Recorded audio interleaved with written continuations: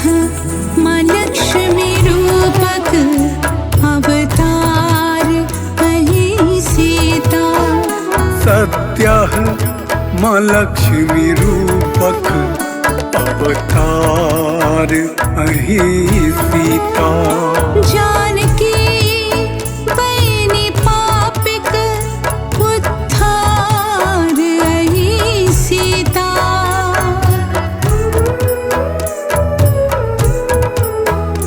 जानकी बयनी पापिक उद्धार अहि सीता।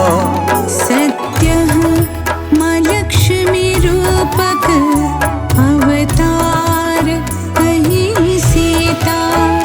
सत्यः माँ लक्ष्मी रूपक अवतार अहि सीता।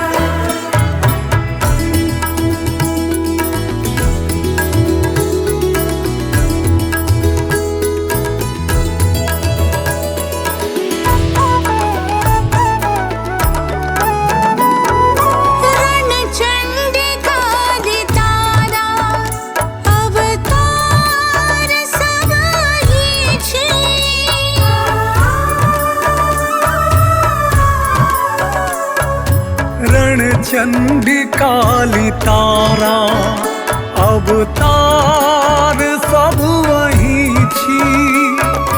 डूबैया धर्म नैया पतवार बस वही छी। पतवार बस वही छी। सुर नर मुनिया राजा अभिमान अहि सीता।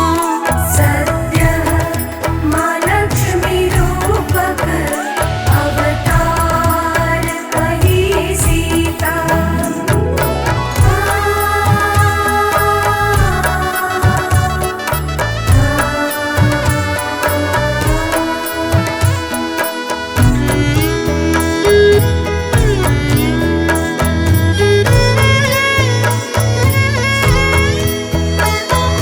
विधि के विधान पसरल कीने भोगी रहल छी।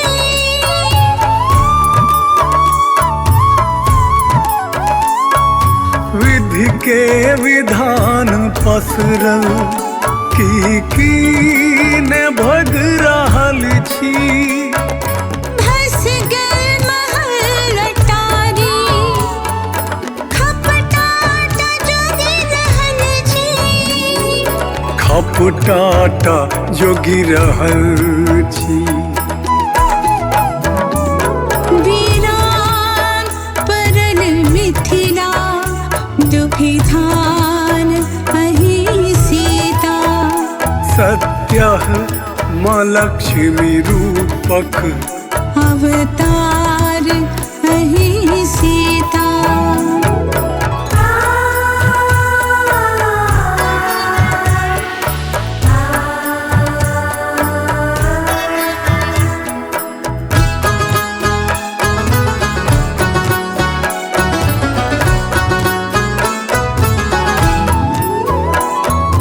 मैथिल के स्वाभिमान मिथिला के गुमान छी।